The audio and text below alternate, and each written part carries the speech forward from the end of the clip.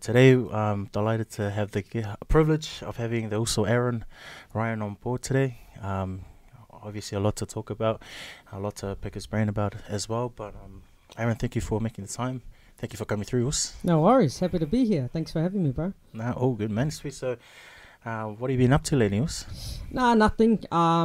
As you can see, I've just launched my own business now, and it's been pretty full on. It's 7 days old today, and it's been a crazy week, crazy eye opener. Something I've been preparing for the last 12 months. But that's pretty much it. Obviously got to support some of my mates at Polyfest on the weekend. But yeah, it's been all hands on deck, just learning the ways of how a business runs and looking after customers, and it's just that's pretty much it lately. Sicky, man. We'll definitely go more into detail about it, but regarding Polyfest as well, so who'd you go watch over there on the weekend? Yeah, so I'm a big guy of Polyfest, and one of the main reasons is it's something me and my mum do together every year. Man. And we go in Friday. I always take Friday off work. Me and her, and we go there at about 7 o'clock, and we just sit there the whole day watching the Samoan stage. And yeah, that's pretty much what I do. I went to support my old school, St. Peter's. Got a few mates that are all the old boys still teaching them. Nice. And then the youngest, one of our first cousins, performed for Sacred Heart. So I was actually mainly there for him. And then obviously I used to work at Dilworth College, and it was their first time entering the Samoan group stage. Oh, nice. Yeah. Oh, they did back in 2010, but it was sort of like a testing year. But I previously to my job now, I'd been working at Dilworth College for 5 years. And it was their first time entering the Samoan group, which I had a little hand in. So I went to support those guys too. Nice. Yeah, one of my nephews as well was performing for Sacred Heart. What did you reckon of them this year? Yeah, they were good. I think they've had the same tutor for a long time now, maybe about 5-7 years. So the style's very the same. Yeah. Which is cool, because they're one of the only schools, and I can say this without being any bias, but they're one of the only schools that keep it really traditional. Yeah. Which is always awesome to see. And yeah, just watching them takes me back to the old days, and I say old school, but with the greatest respect, because they do the old school. But something that is so good about them is that they're real clean in their performances, and what that schools like Sacred Heart learn is, I think it's more about the culture and dance there, because they keep it very old school, keep it very clean, and I think the boys really embrace that there. That's the gist. I went to their fear night as well, and that was pretty much the gist I got. It was Kennedy that was tutoring as well. Yeah. Kennedy's been tutoring for years, of like last sale back in the 90s, all the way to Sacred Heart now. So that was good to see him. I bumped into him as well, because he took us at Wassa for my first 2 years here. Yeah, I think 2012 I remember meeting him there. I wasn't sure if he was the tutor, but I remember him being there at Saul there. Yeah. Now, I think this was the 2009? Ah, yes, that's right. Yeah. He tutored us when AUT were hosting. Were you at uni then? Nah, you're at 2010. Yeah. So 2010 we had Halle and his boys, but Kennedy took us that year, and he was the man. It was good. But yeah, that was the same kind of thoughts I had. Real traditional, like and it was pretty cool to see as well. Like for me, my nephew, he comes to church. I wouldn't say he's hard out, heavily involved in the culture, but it was so cool to see him, like how proud he was on stage and stuff like that, ripping the culture. So that's always one of my highlights when going to watch Polyfest stage, just seeing the next generation come through. Yeah, because my cousin, who's the youngest out of us first cousins, if you look at him, you'd think he's just a Balangi boy, blonde hair, I think green eyes, full on fair. Yeah. Just from my dad's side, they're quite fair. And but just to see him on stage, you should have seen my sister, who's the oldest out of all of us. She was about to cry. I was about to cry. He was in the third row right at the end, but just seeing him really enjoy it. His 7th form year, first time doing it, and it was really cool to see. Yeah. For yourself, being like someone who's always been heavily involved in Polyfest, from your performing days all the way to, say, like last couple of years when you were tutoring, what's the main differences that you've seen, say, from when you're performing to when you were watching over the weekend? It's hard to say. I mean, the only differences you can see is in the way schools adapt. Like For example, there's probably about 3, maybe 4 schools that sort of move with the times as they go, and they sort of adapt. In this day and age, it's the TikTok world, so there are some schools who are using that, but then there's some schools who keep their own style, and they don't really change, except their material changes. And so that's the main differences. Is you can see now who are the schools who are willing to stay in their style, and those who are willing to adapt to change. And there's nothing wrong with either of them. Like, the judges will see it the same way, because they're seeing, like, this school dances like this all the time, we actually like that. But then they'll see other ways that schools who constantly change towards the time, they'll also see that, which is not a bad thing as well.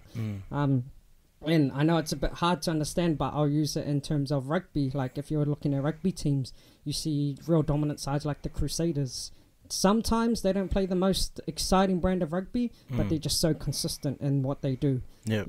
With the games. Like the Chiefs over the weekend, they're sort of getting found out there, but that's a different story. But then you have teams who are like the Blues, who are constantly evolving with the change of the time, and they're always up and down sort of things. And that was sort of like Polyfest these days. You have the schools who just constantly perform the same sort of style, and then there's the schools you realize now that are just constantly adapting to the change. And it's cool to see, but I guess the overall thing is that they're all there learning the culture and stuff like that. Yeah, no, that's awesome.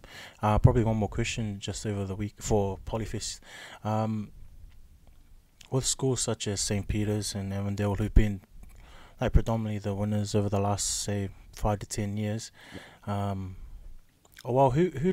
now wasn't it Kelston that took it out recently? Yeah, Kelston's been taking it out probably the last 2 years. Yep. I think so. And then I remember St. Peter's, and who was that before St. Peter's? It's usually, these days, it's either St. Paul's, Kelston, St. Peter's. Yep. And every now and again, De La Salle will be there too. Yeah. So with that rich history of winning, like say if you can speak on behalf of tutors in general, but what's the main thing that sets you apart from everyone else? Like, what's the main thing that sets everyone apart from, say, from those who place to those who from third, second, and first? What's the main thing that differentiates you all? Yeah, I've been thinking about that quite a lot, probably the last year, because it's I haven't been tutoring the last 2 years mainly, but I am going to go back next year and do it. But I was trying to think of an answer to that, and so what was the question again? So, like, because of your guys' rich history of winning, like the likes of your guys' school as well as Avondale, what is it that set you guys apart and makes you so consistent at winning? Yeah. So number one is the thing you got to learn is from the previous years. What nobody does these days is they don't go through each category. So you got entrance, you got Maurulu, you got Sasa, Ulfafo exit, stuff like that. But you got to go back to the winners of each category over the last 5 years and look at it. Now, what you've seen is that stuff like the entrances, it's how short, sharp, and clean it is. The ones that go for a long, long time, they don't get the best results. But if you're going to do an overall performance, you're looking at what differentiates it is how clean it is and how disciplined it is. Like, just little things like you're sitting there in line and you're not moving, and stuff like your eyes are on the forte the whole time when he or she's dancing, and all in general movements are done properly. The thing that most, like, you don't want to criticize too much and you don't want to micromanage it, but when people perform, they underestimate how much a big movement, like just a little clap or a little arm movement, they just think you got to do the movement there. But if you can really extend those arms, extend those limbs, it makes a real big difference. And you see that Avondale, for example, their whole complete performance, everyone's in sync, but everyone's got such big movements. And also Kelston, Kelston they're very traditional too, but what the best thing about them is that they're clean. Like, you go watch their whakopaki, there's not too much formations happening, but what they're doing in terms of movement, it's just clean, simple, and that's pretty much it. I think we can overthink it sometime in this day and age, but again, it's just being clean, being simple and being real disciplined. That's all. Nah, sweet, man. That's a mean answer. Cool, man. So let's take a step back into your past, into your history, and let's get to delve into knowing a bit more about yourself, Aaron. So, take us through a walk through your upbringing, man. Are you sure you want to hear about this, brother? Man, we've got heaps of time. We've got heaps of time, Moose. Yeah, my upbringing. I am third generation Samoan. I was born here in Auckland. Yeah, as you can tell, I do have a type of dwarfism. I still don't know the name of my dwarfism, so I do apologize to anyone that's in the same shoes as me. But that's because the type of my dwarfism is like 12 letters or 15 letters. Been told it so many times from my doctors, but don't remember. I was born with a type of dwarfism.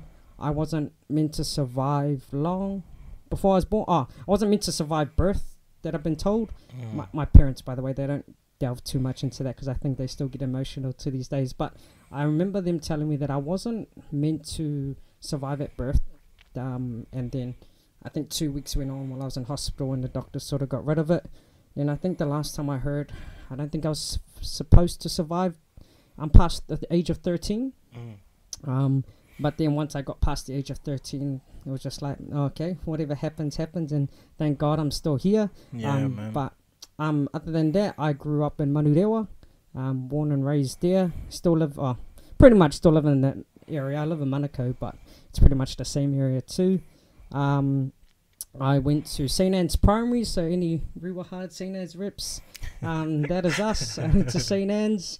I had the choice of going to, I thought I had the choice of going to De La Salle or Manurewa High. Yeah. But we had a cousin at St. Peter's, and he was just like, he was tall, sporty, good-looking cousin. And then my parents, like, one day, what school are you at? And my cousin's like, I'm at St. Peter's. And they're like, yeah, that's where our son's going. I was like, nah, please, I don't want to go with all my friends to De La Salle or Rio High. But, ended up at St. Peter's College. And, yeah, that was pretty much my life. I thank God every day that my parents actually sent me there. I think it would have been a different type of life. When I went to St. Peter's, I was very privileged, as well as all the other boys there, that at St. Peter's College, there's a very even amount of cultural experience there.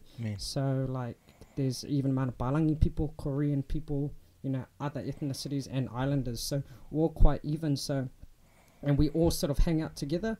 So, I was very privileged, and as well as everyone else, to be able to communicate and work alongside all different types of ethnicity. So now when I go to public functions, I know how to put on a certain voice or a certain thing to get to get along with certain people. So yeah, that was pretty much my life. I then went out to where I pretty much met you properly. We studied at 2 different universities just right across the road from each other. Unfortunately, I didn't finish. I think God had other plans for me. But once I finished high school, I was always into dance before that.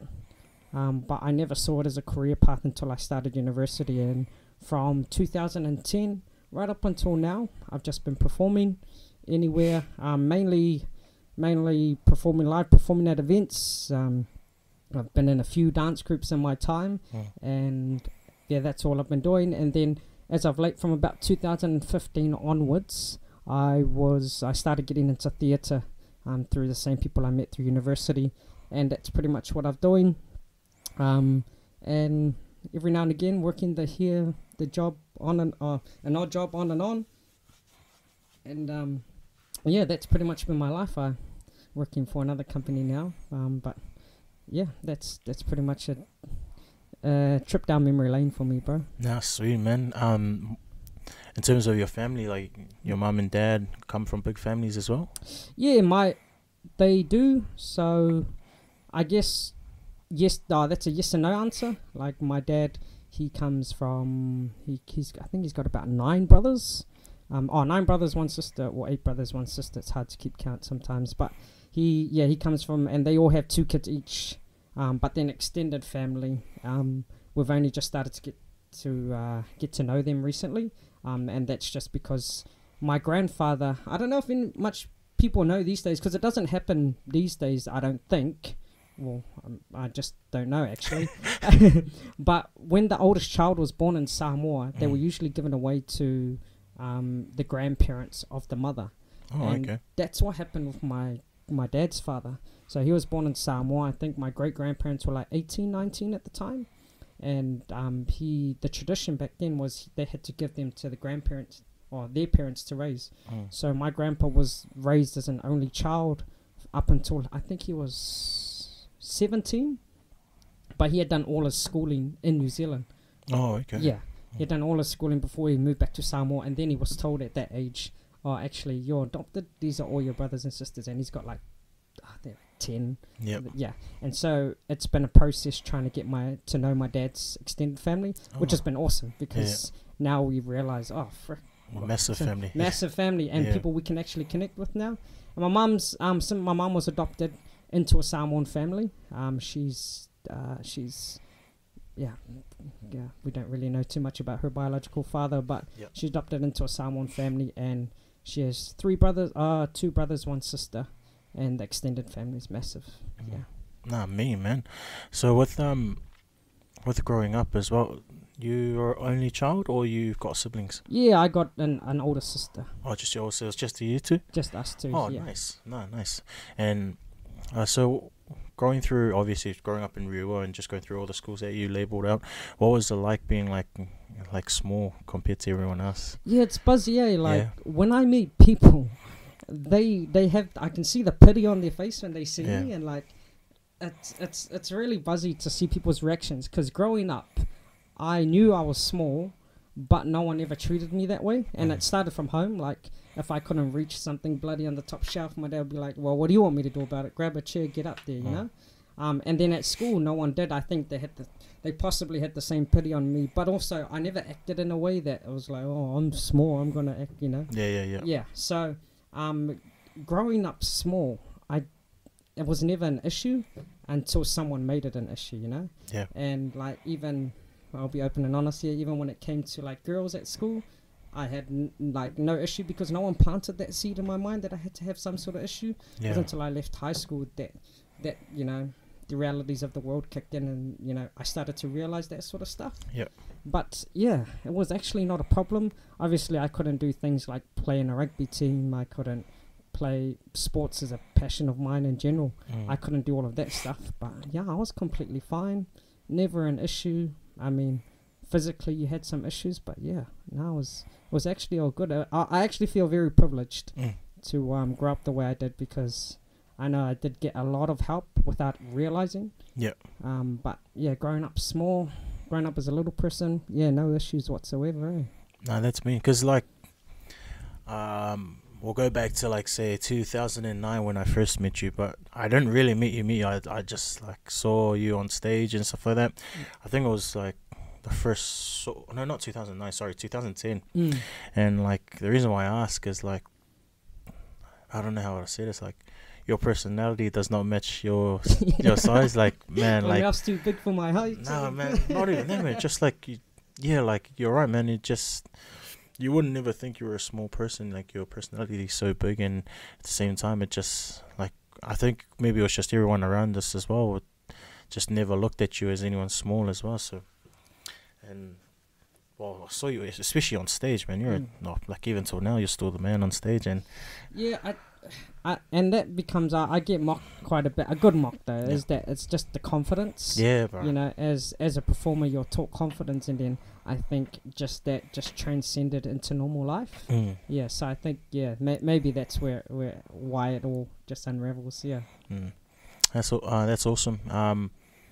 See, with the way you touched on this, it is actually quite interesting as well, because how would you compare, say, kids nowadays and the way that they've developed, especially mentally, to compare to, say, like, I wouldn't say a tough upbringing, but like especially the way you labeled out your parents, man, like they never, I wouldn't say babied you, but like, you know what I mean, like they taught you, like, you know, you've got to figure things out for yourself from a very young age. So like, in relation to nowadays, how would you see, or what would you see the benefit of the way that you're brought up compared to how kids are brought up nowadays? Yeah, that's a really hard question, eh? Because like, if you think about it, we're just influenced, so in so many ways these days. Like, especially with stuff like this, social media. I think it'll work out the same way. To be honest, I mean, I think I'm very fortunate that I had a tough upbringing, and mentally I was able to adjust. I don't know, and I'm sure you're in the same boat, bro. Like, see, for me, the reason why I ask is like any little like dimes or any little insights that we can get. I hate saying, I dislike saying like, oh, this generation, but it's just because I see what's happening out there, especially with the mental struggles that our youth are going through, and any little like insights or any little assistance that we can provide, because all we're doing now, especially from our generation, is just like slamming them for like, why aren't they doing this, or why do they do that, rather than, oh man, maybe they're doing this because they weren't brought up this way, or they didn't have to go through the struggles that we had to go through in order to toughen up. But even that, like in itself, like being emotionally tough is not really credible nowadays, because there's people in our generation that are struggling internally as well. So it is quite a hard question, and it is quite a serious topic. You just reminded me of something.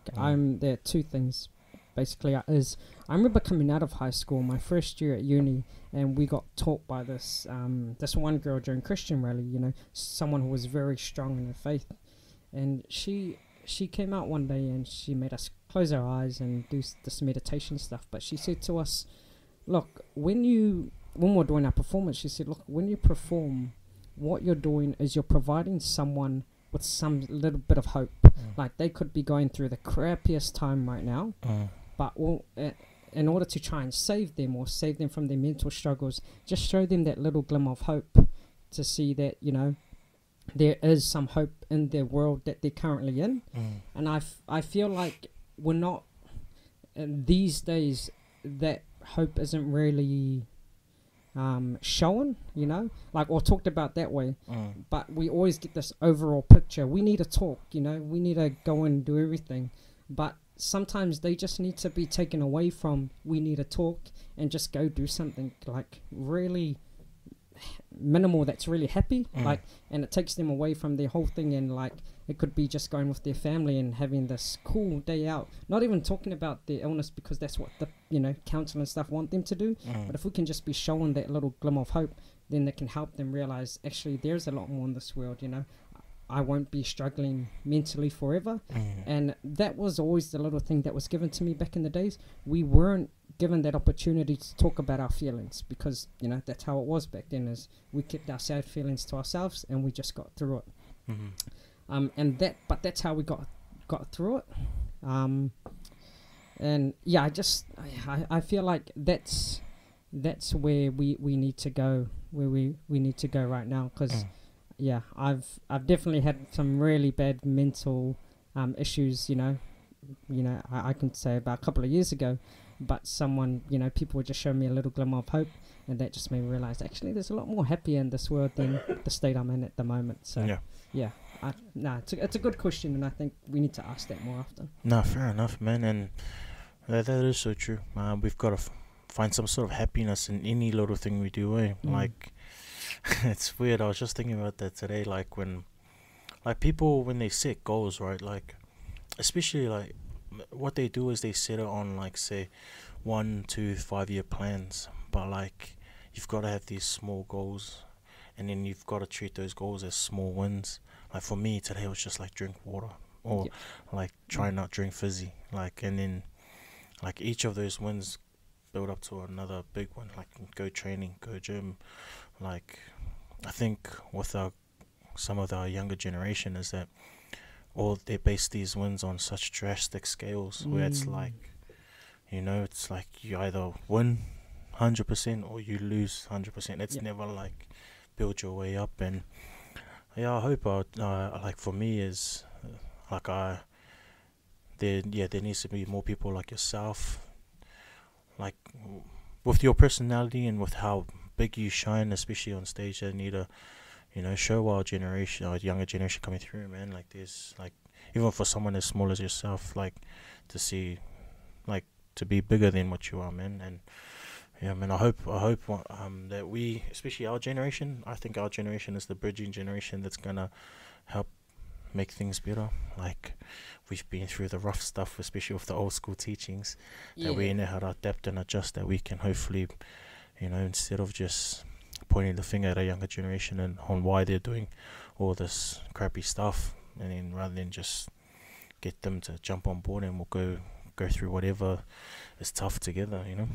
Yeah, it's and I'll just say one last thing on that is like, that's what you see that tough generation went through.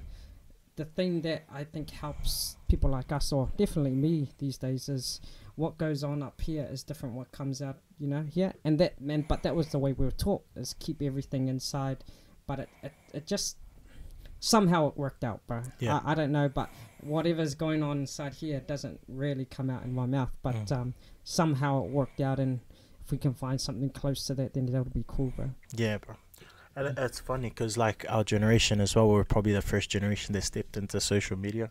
Yeah. And it's so crack up because like I remember like I don't know who it was, but like we'd be all good, and then you see like a post and they're like not all good. Yeah. And then like for us we're like, what the hell, like is he all good or is he not all good? Like, and then I think whereas this generation, they've gone way past it.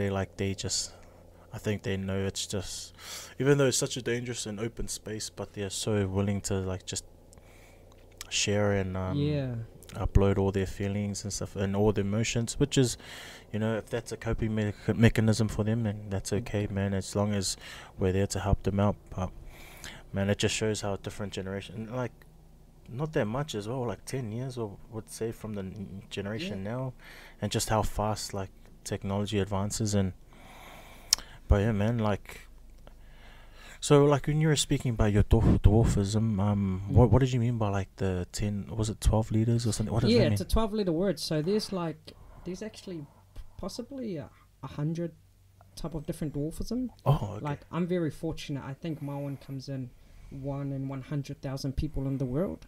So it's just a type of dwarfism. Oh, okay. Yeah, and it gets very technical. I was born with a type of dwarfism where my hands and feet are very similar size to what, and my arms are of normal length, but from my torso to my knees, that's what's short. Oh, okay. Yeah, and so that's just, and then there's other little, you know, dwarfs where they're just like the average dwarf that you see. You know, I'm a bit taller than other dwarfs, not too much taller, but I am a bit taller. And I was born with sort of weak bones as a kid. So I had crooked hips, crooked ankles. I had a very weak neck at the time. Yep. So crooked hips, crooked ankles. And from, I actually spent half my life in Starship Hospital, or half my teenage life. From when I was born, I think till I was 16. I was in hospital every year, just different surgeries. Oh, for real? Yeah, getting checkups. I still get checkups now, but it did go from every 2 years, but it's now every 5 years. Yeah. At some point, I haven't been open and honest about this, but at some point over the next couple of years, I'm going to need a hip replacement. Yeah. So unless I get really skinny and stuff like that, then that'll just prolong my hip replacement. But that's a sort of dwarfism that I got. Yeah, because being of a small stature as well, there's far more extensive stress on your bones there as well. Especially, and as a child, I was actually a real chubby kid. It wasn't until I left high school after my first year of uni, I lost a lot of weight, and the doctor's like, cool, finally you've been listening to us all this way. But that's probably one area I was actually spoiled in. Was it food? They had no money, but for some reason when my parents' son cried for McDonald's, they would give it. So being overweight in my certain condition is actually really bad for me. So so that's the different type of dwarfism I have. Oh, nice. And how was it with your parents growing up? Like, it's for me, like, I've met your dad, and man, he's a crack up, and he sounds like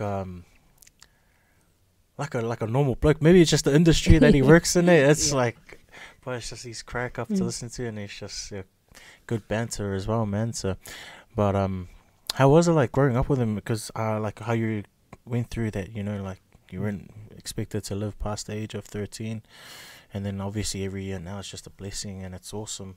Because I never knew that as well. But how was it like with your parents growing up? Was there a bit of was there emotional stress, or like was there any, like, especially being in and out of hospital, what was that like? Yeah, for my mum, I'm definitely a mummy's boy. Yeah. My mum, it was tough, and still to this day, it's tough when I'm like, oh, my knee's quite sore today. Yeah. But that's just because I've, I don't know, gone and done something stupid on the weekend. But, definitely, I think it was my dad's upbringing, as he had a tough Samoan upbringing. So he was very emotional, but he didn't show it much. He showed it in terms of taking me to my appointments. He showed it in terms of, hey, you're in this situation, but don't think I'm gonna, bend over backwards for you, mate. Like, you're still alive. The doctors haven't said you're gonna be in a wheelchair. The doctors haven't said you're bedridden. Yeah. So you just hurry up and get better and attack life. Like, very that tough love type of thing. Yeah. As he's getting older, it's a bit different now. Yeah. He's you can see that emotional side. So my dad was there for me in terms of, driving around, getting this and that. But he was more there for my mum, I think. He was there to make sure his wife was okay because I was her little baby and blah, blah, blah. Well, definitely, my mum, she had it tough. Her work was very lucky. She wanted this time off work. They said, yep. And they gave it to her. But I know my parents don't really tell me about it, but I can just see in their faces when we talk about these times. And even my sister, like, I know my sister's husband has told me that when they've talked about it, that she gets emotional talking about it. So, they were okay, but let's just say, in terms of showing that affection about what I went through, my mum showed it much more than my dad. Yeah, and that's just natural, having island parents, Yeah. That the dad. And I wouldn't have had it any other way. If I was babied, man, I'd be like, oh, I don't know what I would have turned out right now. Some spoiled brat, doing nothing. Yeah. No, all good. With every surgery you had to do, is your recovery longer than what, say, like a normal person would be because of the stress that you said you would have on your bones? I don't know. I think it was up to me. Oh, okay. I remember this one surgery I had on my hips. I wasn't allowed to walk for 3 months. So I was in a bed for 3 months. But it didn't help that I didn't know what nutrition and stuff was. Like, at the time, there was a McDonald's inside Starship Hospital, if you remember. Yeah. And that didn't help either, because, every day it was like discounted for like kids as well. Yeah, for kids as well. So, like, to be honest, I think I was just like every other normal person, but I just prolonged it because of, just bad habits. I think these days, if I was in a different situation, there's a lot more accessible education these days, or right in front of our face. Back then you probably had to go and try find the information. These days you just pick up a phone and Google your way to help you recover faster. So no, fair enough. Cool, man. We'll move on to St. Peter's, man. So the Brotherhood of St. Peter's, what's the difference between St. Peter's and every other boys' school, man? Honestly, I think it's because we're a city school, and we just get compared to Auckland Grammar.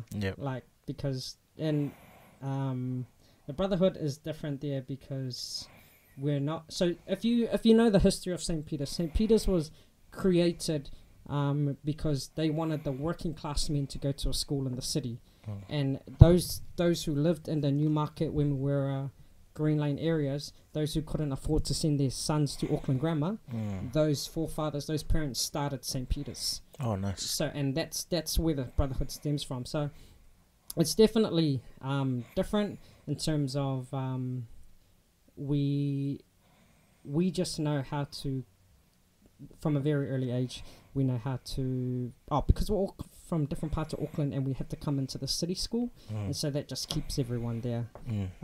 To be honest, I reckon it's the same Brotherhood we would see at De La Salle, or would see at other schools like Otahu and whatnot. But the thing that differentiates is we're these, especially the island boys, we're these island boys that come from not the best places in our areas, but we're sent to the city school, and we have no other choice but to stick together. because you go there at year 7. So you have no other choice but to stick together to get through school. And then, from then on, very lucky that we had I think the Polyfest groups play a big part. Yeah. Because that's when Polyfest started to get good was in 2005. And then from then on, the first 15 rugby team kicked off probably about 3 years later. But just from that thing alone. Mean. So, who are some of the guys that you probably hung out with, like at school? Like you still keep in touch with them and stuff? Yeah, so we're very lucky. Shout out to my C Block Brotherhood boys. C Block is not a gang, by the way. It's the English block at school that was called C Block. Yeah. And from since year 9, we hung around this block. And so we're just called C Block.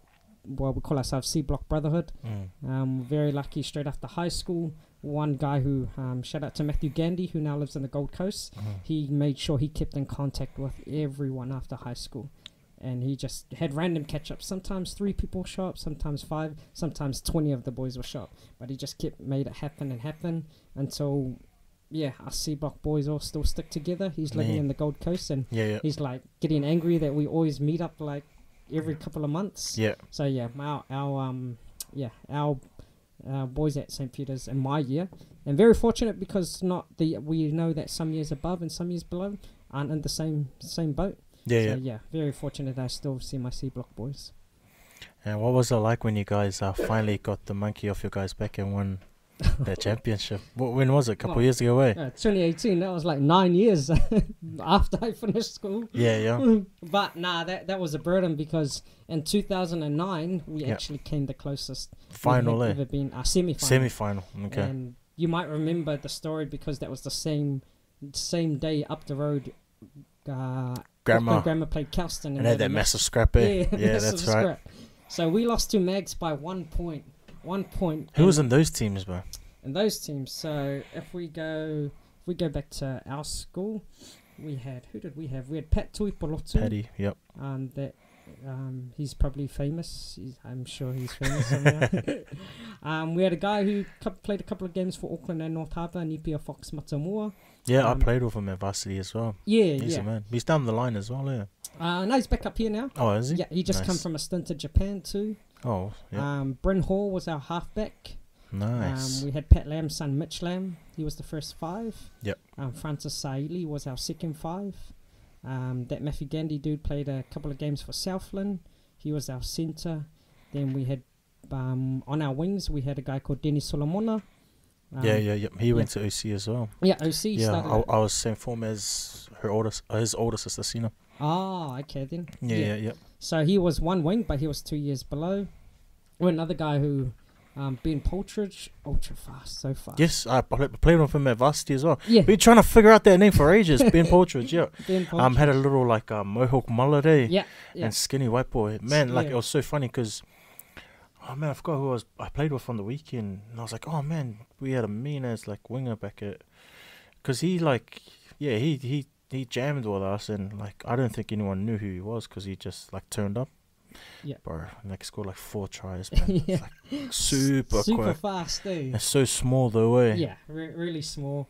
So him and then Ben Lamb was our fullback. So oh shit, a fullback. Yeah, the man. He was a fullback. Yeah. He was the fastest in the school until Ben Poltridge came. But there used to be some good, going off track here, but used to be some good athletics between Dennis Solomona, Ben Poltridge, and Ben Lamb. Yeah, that would have been super quick, man. Yeah, they were all super quick. So that was pretty much our team. Yeah. And who was our other forwards? Mags.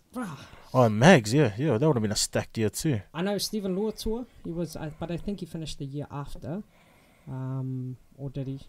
I know Alex Hodgman was around that time too. The Haloholo, one of the Haloholo brothers. Yep. There's that. Is it Nikora? Albert Nikoro. Yeah. Played a couple games for Samoa. Yeah. Yeah, he was the fullback. There were some good players in that team. I just can't remember because a lot of them did take off overseas. That age group, but also in the Auckland Grammar one, there was Conrad Harrell was. He was that year too. He was the talk of the town. He was bro. Because he he was part of that fighting incident as well, eh? Yeah, he's one of some of the ones. Yeah, he was fresh from Tonga during that time. Yeah, but yeah, I that's what I remember. But if you go back and look at those teams, there'll be actually people you'll recognize today. I just can't remember from the other teams. Man, it's buzzing, eh? How it's like 12 years later, right? Yeah. Because like 2009, Trix was part of that team as well. Trix.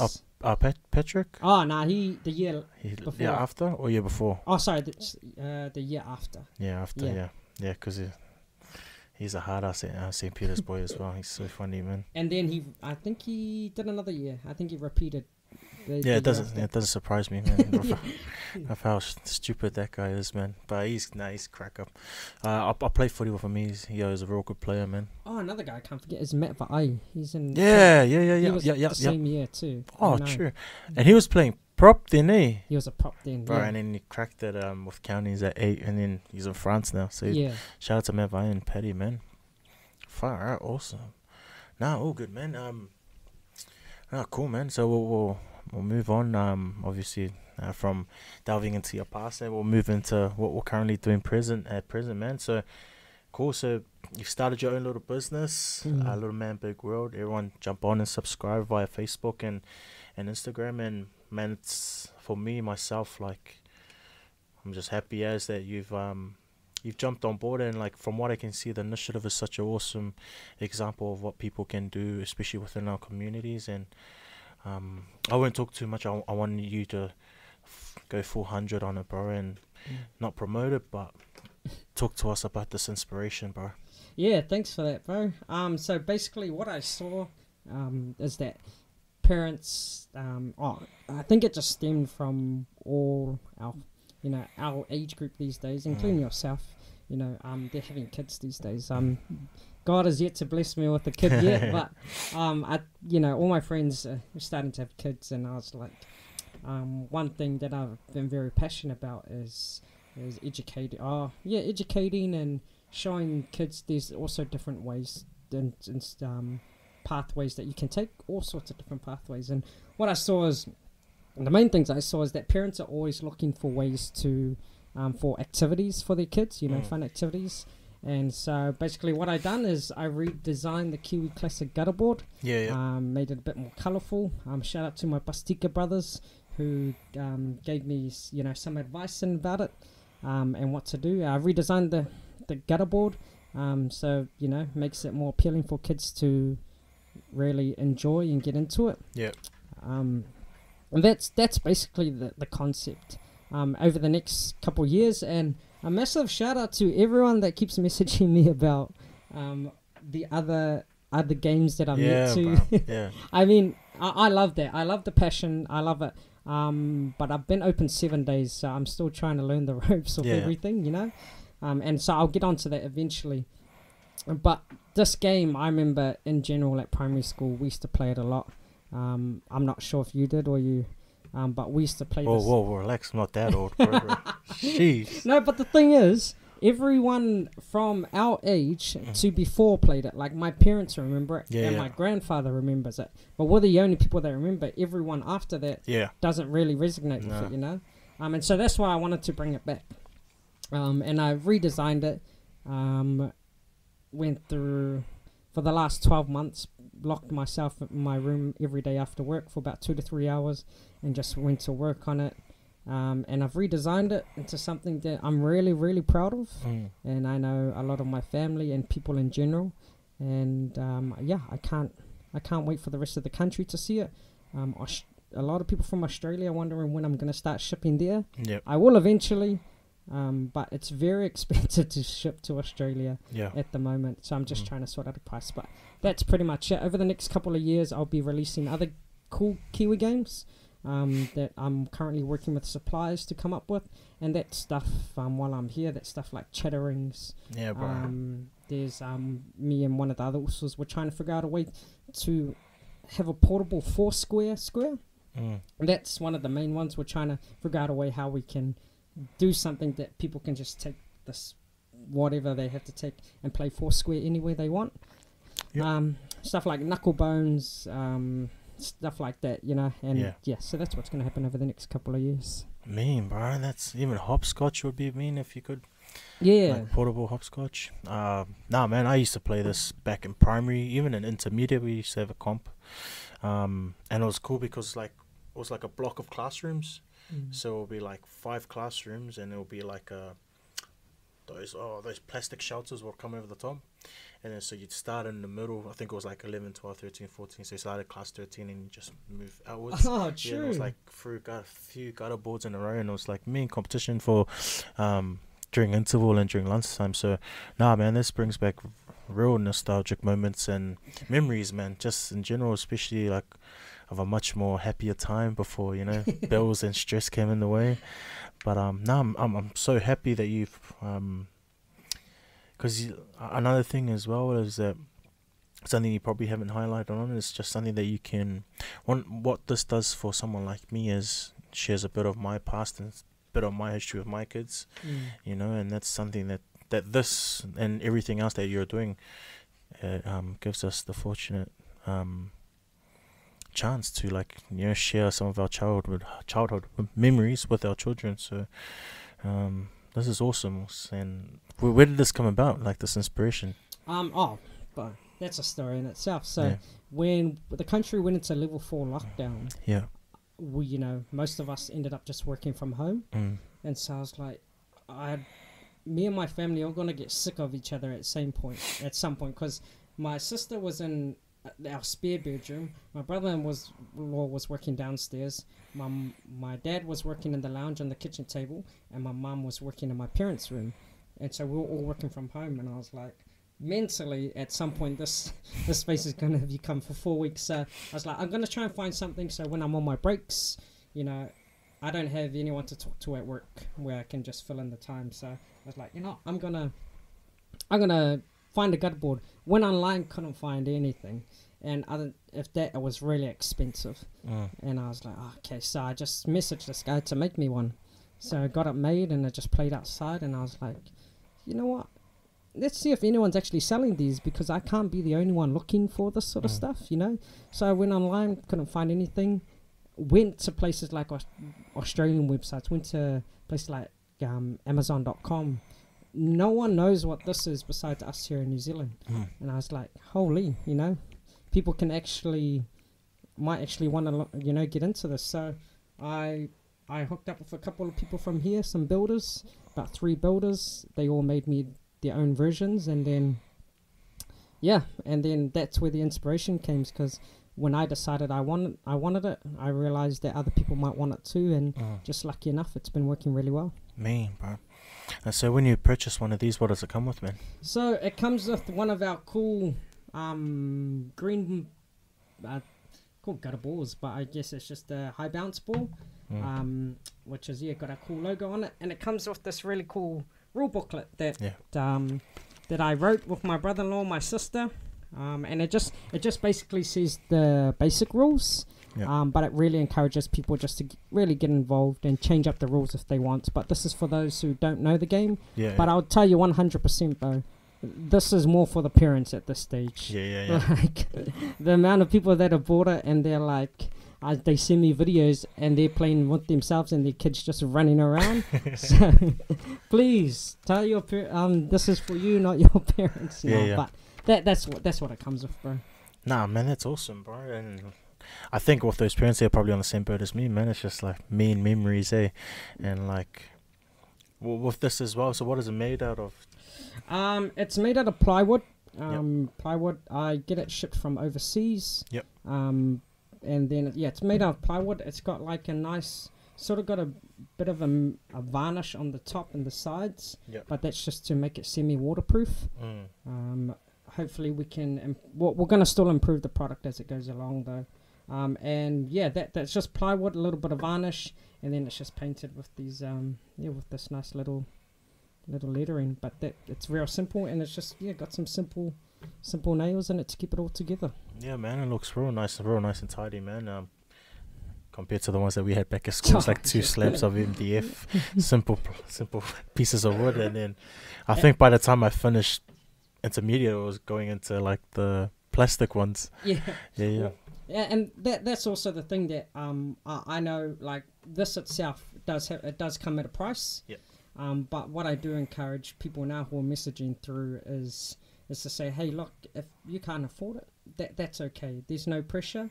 But the whole purpose of this is, if you feel that it's cheaper to make your own, please do, because the whole purpose is to get children out there and active and learning the game. So, I mean, you couldn't find anyone locally that would give you the same kind of quality.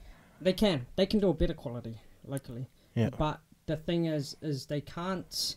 The only thing New Zealand struggles with in New Zealand is the manufacturing side. Places like in the Asian communities, the Indian, the Philippines, China, that's where they excel at. Yeah. And although all the materials and like especially the stain is from here, that I just put over there, it's just very, very expensive. I could 100% do it. Yeah. But the only thing is this.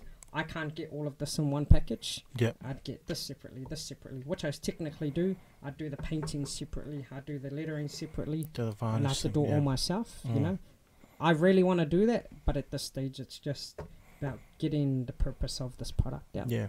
Oh, hopefully it does take off, because it's such an awesome idea. But at the same time, with what you've got intended as well, bringing back all the other old school, the childhood games, man, that would be awesome. It would be mean to get a massive collection of games in. Like, just they're pretty much what you call Kiwi classics, man. And like, it's something.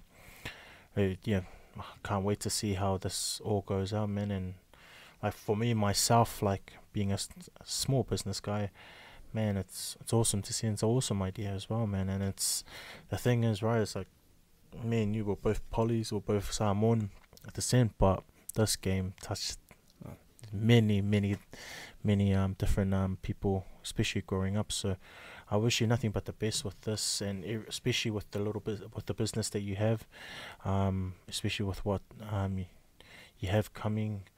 How much and where can I grab one of these, bro? Yeah, sweet, bro. So anyone can just jump onto www.littlemanbw.com, and that's spelt how it's said, Little Man BW. Little Man Big World is just inspired because the little us little guys, whether it's a guy or girl, can do anything in this world. Yeah, bro. No matter if you're small or if you don't come from much, anything's possible. So www.littlemanbw.com. Right now we're on all sorts of social media. So we're on TikTok, Instagram, Facebook, and LinkedIn, and you can find that just by either searching LMBW or Little Man BW. They're $60 for all three of these. $60, and you'll usually receive it within 2 to 3 working days. So yeah, just jump onto our website and you'll find out more. No, nice. How's it been so far? Like, we're stepping into the business world, man. No book. Or no video could have prepared me for when I first opened last Monday. Bro, it's fun. It's like you just look at our parents, you're like, bro.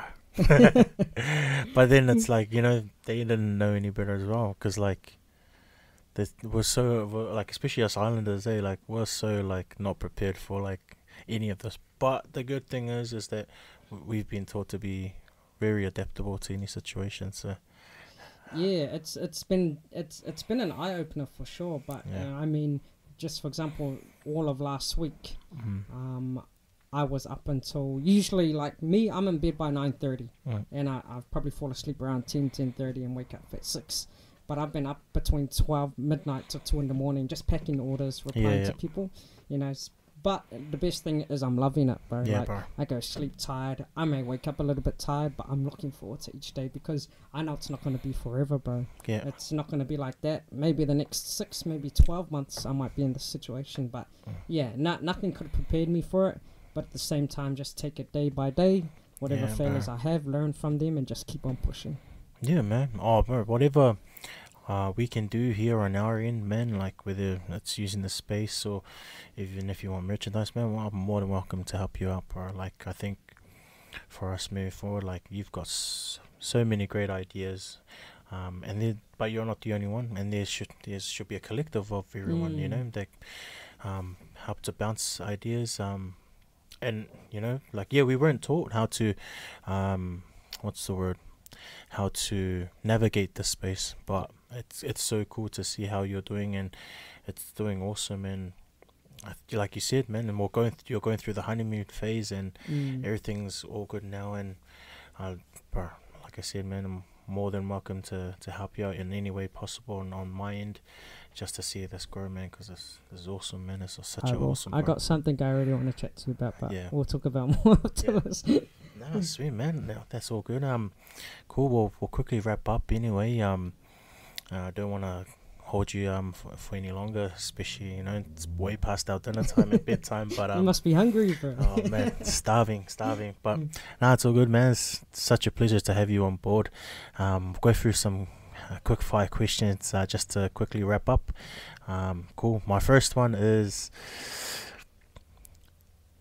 who are your top 3 Auckland Blues players? Oh, I was gonna say 5, but man, even 5's heaps. But like, I think we'll start with number 3, and this is just in the top of my head. I think we'd have to go Steve Devine. Steve Devine, you know, he wasn't in very long. He wasn't in for a long time. He was there for a good time. He helped us win that championship in 03. So Steve Devine will be there. Also Daniel Braid was another one. He'll go in at number 2. Yeah. You know, small, agile, but you know, just really was the safe player. But my number 1, that's all these small fellas. Kevin Mialami. Yeah.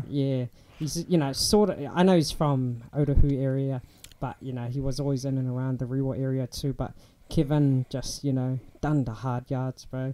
Was small in stature, even when he got older. And that same age group was like Richie McCaw, Dan Carden, all of those guys. But just stayed consistent, eh? So those will probably be my top 3 that put in my head. Bro, and like, for him to be so successful on the international level, and like, you there's so much respect for him, eh? Like, the Blues were doing like terrible. Well, and that's another thing about Kevin too, is that he, as a person in general, he's just a genuine dude, eh? Yeah, like, man. He's good friends with my dad. So when we see him out, he's this genuine dude, and I really appreciate those guys who have made it in the top of their area. The whole world knows them, but they stay the same in terms of who they are as a person, and I really resonate with that too. No King Carlos? Yeah, of course he's there, bro, but that's your top 3, eh? Yeah. That's my top 3 at the moment that I could think. King Carlos would definitely be there. Best first 5, the Blues ever. Sweet, man. I think, for me and you, especially when we went out to watch the Blues game and we had a little bit to drink. What's your go-to hangover cure, bro? Or feed? Feed. So it's this place called Thai Sizzlers out of Manukau. Yeah. It's their seafood yellow curry. Every time I wake up and I'm hungover, I just go there. Even if I'm not hungry, I'll just get it anyway. Yeah, bro. I don't know what it is. I just feel like it. And then after that, I go get one of those Calippo ice blocks. Because I got, you know, the real bad dries sometimes. Yeah. That's it. Oh, me. No, all good. Man, out of all the different dances or the different techniques involved in Siva Samoa, what's your most favorite? Probably the Sasa. Yep. Yeah, I was forced into that. Yeah, probably. Bro, you made your name in there, man. With the, what's it called? As if, the person that runs around. The Faaluma. Faaluma, that's the one. Yep. Yeah, I don't know what it was. I just I was forced into doing that as a kid, and I just really loved it.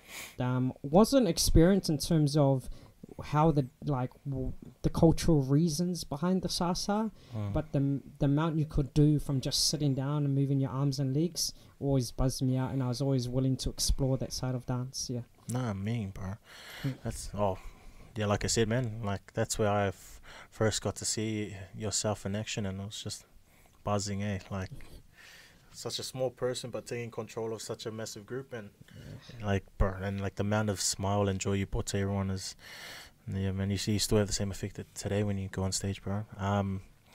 What's the plan for you, especially with your, well, not only just yourself, but with your business now in the next 5 to 10 years? Yeah, so I've been pretty open about this on social media. At the moment, I'm on a 5-year plan for the business, and over the next 5 years, I'm just gonna do as much as I can for the business. I mean, I'm gonna stay in control of the business, but I want eventually, after that 5 years, is I do want to hand it off to someone. So probably in the next 12 months, I'm probably gonna look at a business partner or someone to run some things on behalf of me, whether it's the social media content or whether it's just the person who customer service or someone who's going to control the supply and demand of the product. But that's sort of the goals. After that 5-year period and within that 10 years, within 8 years, I want to still have some part to do with the business. Yep. But I don't really. I just want to be like an advisor for the business. But I really want to just go into stuff like maybe like charity work or go into places and communities or schools and just teach, just try and be that voice of inspiration. Basically, what I'm going through in my own personal life is I want to be the guy I wish I had when I was young. Like, to start this, or when I finished high school, I wanted to do something in radio. But because I had no idea, no person to ask, our school was saying, go to uni, just do something in uni, because that's the one way everyone goes. Yeah. I never had that person to go to. So right now, over the next 10 years especially, I'm trying to become that person that I wish I had, which is someone that you can go to. If someone wants to do something in life, I can say, hey, look, try this, or hey, speak to this person, or hey, go search this up. So that's the from now until 10 years for the business and my own side of life. No, that's awesome, man. And it's good to see you've got a bit of you've got like really good intentions of what you want to do, not just with your business but just with yourself as well, man. And it's awesome to see. I've always known you to be a person with, like I said, a small person with a massive heart, man. So it's good to see that you're always looking to give back, man. And I can't wait for these, I hope, to get into schools, because we do, like, you know, I wouldn't be surprised now if kids in primary and intermediate have got coming outside with their mobile phones doing TikToks and stuff like that. And like even with my daughter as well, like I see them have I see them enjoy their time out in school and stuff like that, and especially during the intervals, and let's just see, they're still playing around. But you know, like the more time goes and the more technology advances, like it's stuff like this that really brings them back to hopefully to our roots as well, like just being outdoors, man, you know, and just enjoying the outdoors and enjoying the sunlight, enjoying, you know, I remember even when it was raining we'll still be playing gutter board. So I'm excited to see what your business and especially what you guys got planned moving forward with the other games coming out. So bro, I'm #1 supporter, man. I'll always be willing to share your content as well, because like I said, this platform or this space that we're all navigating, and you know, like it's all about elevating each other as well. So for sure. That's awesome. Cool. Before I quickly wrap up, just my last question also is, what's 3 main words that you would say has helped or best describes your journey so far? You put me on the spot here, bro. Yeah, bro. 3 main words. Yeah. I guess the one that's starting to resonate is as in terms of like what I want to share, or our talk, or no, just you in general, like like so your journey so far, or even throughout discussion tonight. I guess the thing is just be honest. Yeah, that's the #1 thing. I used to struggle with honesty quite a bit when I was young, and even getting into this, just doing the research into how to be someone, or you know, how to be the best person of yourself in life, or which even I'm trying to apply to this business, is just be honest. Like, don't lie, because you tell a lie, you're gonna have to tell another lie after that, and then you're gonna need another lie to cover up that. So just be honest, because honesty in the short term, if you're a liar, the short term it's gonna catch up. The long term, the more honest as you are with yourself and with people, maybe with customers or your parents or whatever, it's gonna work out. It might be hard in the first, but it'll work out in the long term. So just be honest. Nice. It's definitely 3 words, bro. Yeah. Okay. No. Nah, sweet ass, man. No. That's all. Before I wrap up, man, I'd just like to say thank you for coming on board, also, and you know how I feel about this and the relationship we have, being diehard blues fans. So, thank you for coming on board. Thank you for sparing up your time, and thank you for sharing a bit of your journey with us. Massive inspiration from such a small person, and like that's so much respect for you also. So again, everyone, make sure to jump on board and purchase your gutter board. Make sure to even just jump online and just show your support. Give Aaron a follow for both his business pages as well as his social media page. We'll definitely be chucking up some content as well, just so that we can help support those as well on his business journey as well. So thank you again for coming through us. Thank you, brother. It's been cool, man. Love this. Yeah, all good, sweet as. Be sure to tune in for the next episode, and thank you for listening in. So far.